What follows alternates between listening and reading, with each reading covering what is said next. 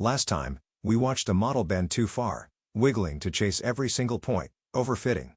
Now we fix it, with a surprisingly gentle idea. Discourage the model from getting carried away. Here is that overfit curve again. To make all those sharp wiggles, the model needs enormous weights, swinging violently up and down. It is memorizing the noise, not the pattern. So we change what the model is scored on. To the usual error, we add a penalty that grows with the size of the weights. A knob called lambda sets how harsh that penalty is.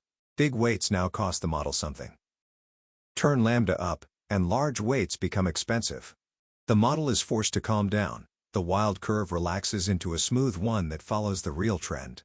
But push lambda too far, and it overcorrects, flattening back into underfitting. The art is finding the balance. There are two classic penalties. Ridge adds up the squares of the weights. It shrinks every weight gently toward zero, keeping them all, but keeping them small. The result is a smooth, stable fit. Lasso instead adds up the absolute values of the weights. This one is sharper. It can push a weight all the way to exactly zero, switching that feature off completely. Lasso doesn't just shrink, it selects. Side by side, the difference is clear. Ridge keeps all the features, each with a small weight.